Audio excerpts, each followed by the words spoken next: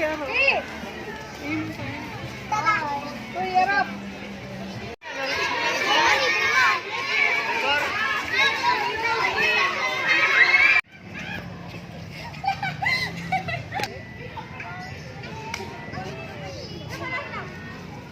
Mga kabarangay, so yun lamang ay mga larawan kung saan yan ay matatagpuan natin sa ating pagpasok doon sa Eco Park o tinatawag na Kariktan ng Mikawayan.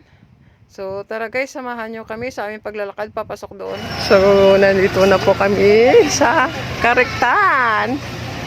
Pero ang lola niyo, hindi makalakad. Hindi kami makaakyat. Kasi ano siya dito, parang bulubundukin. Yan. Hindi makaakyat ang lola. So, viral na pwede sa mga Facebook.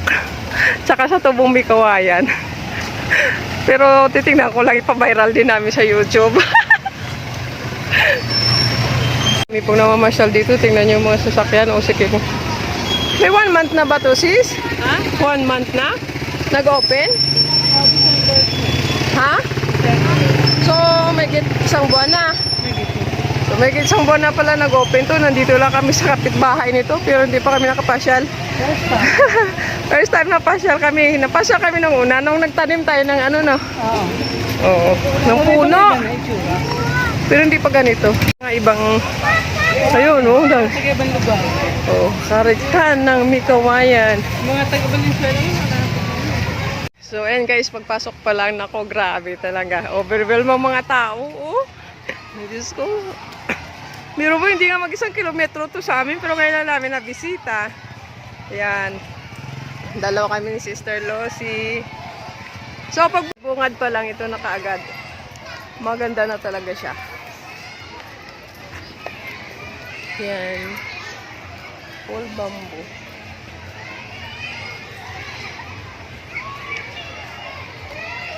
Papa, binilard mo ko, Ayun guys, oh. Eco Park. Kariktan ng Mikawayan. So, tingnan mo mga tao, mga bata. So, di ba? Na-enjoy. Tsaka dayuhin talaga ng iba. Ibang lugar. Kasi ito po ay libre. Yan. Yun, may mga ibon. Ay, chanda. Ay, chanda. Ay.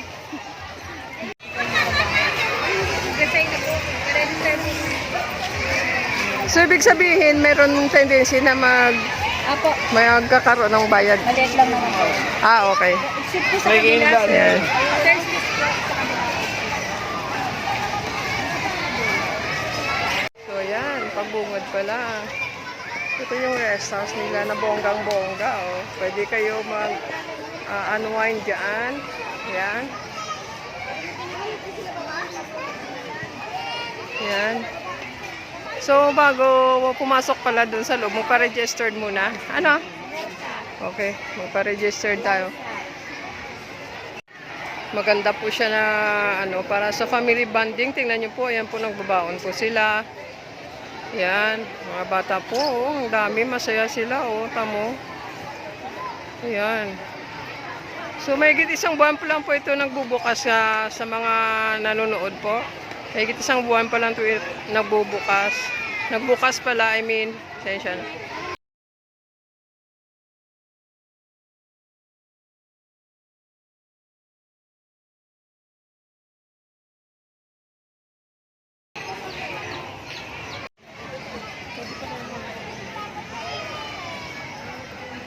Po, ayan, dalawa lang kami, Sister Lucie. Ayaw sumama ng katropa. Ayaw sumama ng mga katropa, so kami na lang muna. So, hello po. Viral na pasyalan sa Mikawayan City. Ayan, ang luneta ng Mikawayan City, UC.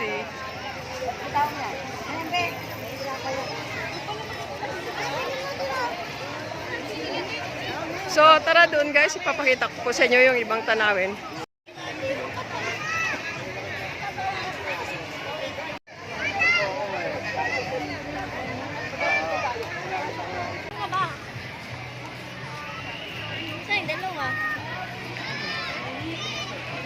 Naka-overwhelm talaga. Tingnan mo sis, may 1 taon na hindi natin nga ano to. Hindi lang ano, pagdating natin ganito na oh. So nakakamanga talaga to. Dito lang sa lugar namin, ay pasyalan. Hindi namin napuntahan. So, namin kasi nandito na kami. Narating namin. Narating na namin. Grabe, overwhelmed. Sana overwhelmed talaga ako dito. Ang daming tao. Nagugulat kami. Tsaka alam nyo guys, yung mga puno ng kawayan, kami pa po yung una-una dito nagtanim. Yan. Kaya,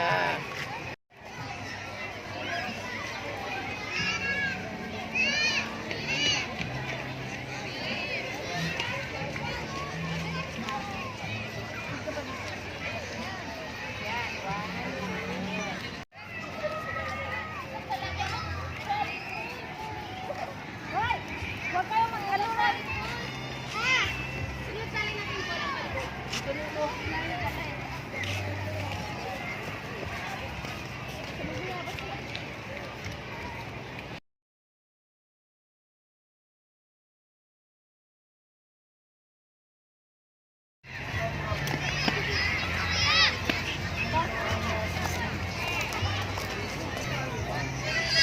ito guys, naalala ko, ito yung tinanim namin na kawayan noon. So malaki na siya hanggang doon sa dulo. Meron din silang munting ilog with tulay sa gitna. Ayan po, may bubong pa na pwede ka mag-shortcut papunta sa kabila. Guys, yung dilaw na yan na nakatayo, yun po yung poste ng para sa zip lines. So, hindi pa nagawa.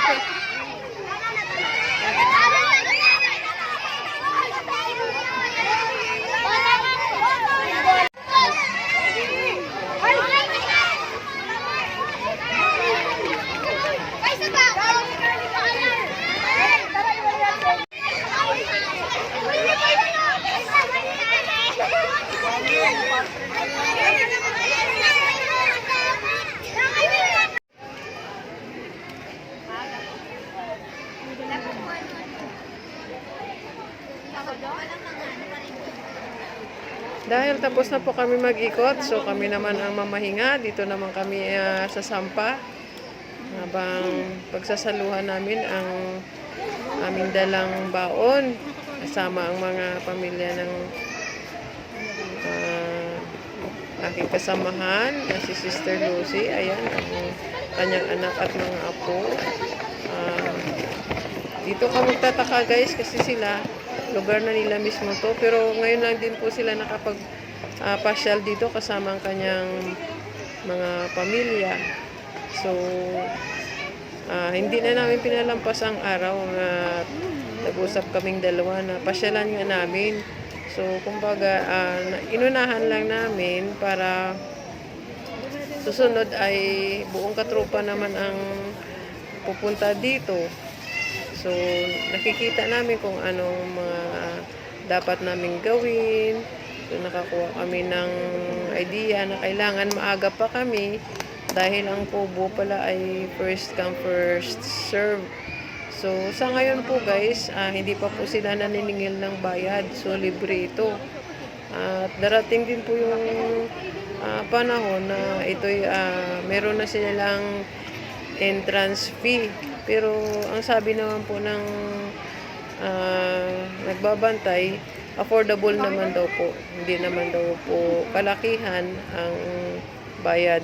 So, bawing-bawi kayo dito guys sa mga panood ng vlog ko na to. Habang libre pa po, grab the opportunity. Pumunta na po kayo dito sa Kariktan ng Mikawayan sa Barangay Paho, Mikawayan, Bulacan. Malapit lang po siya from Maynila. Dito po, check na masaya at matutuwa kayo kasama ang inyong pamilya at makapag-banding kayo at makapag-relax din dahil masarap ang hangin dito. Sariwang-sariwang hangin. Ito po pag-akyat nyo. Kasi bulubundukin po siya bulubundukin. Kunti lang naman. So, maganda talaga dito. So, ngayon guys, unti-unti na po pauwi yung mga tao kasi may limit pala dito, 8 to 4 lang. So, eto na kami, palabas na kami. Na-enjoy naman namin kahit sa maikling panahon na nandito kami. So, tara na. Yan. Ang area na to ay para lamang sa mga motor at doon naman po sa kabila yung mga 4 wheels. So, tara na dito sa Kariktan, Mikawayan. So, dahil nasa exit na po tayo guys at pauwi na. So, hindi kami papayag na wala kaming picture dahil meron po kami kasamahan na late at nasa lubong na namin sa daan. So, ayan po. Hindi sila nakahabol. Ayan. So, picture muna bago umuwi.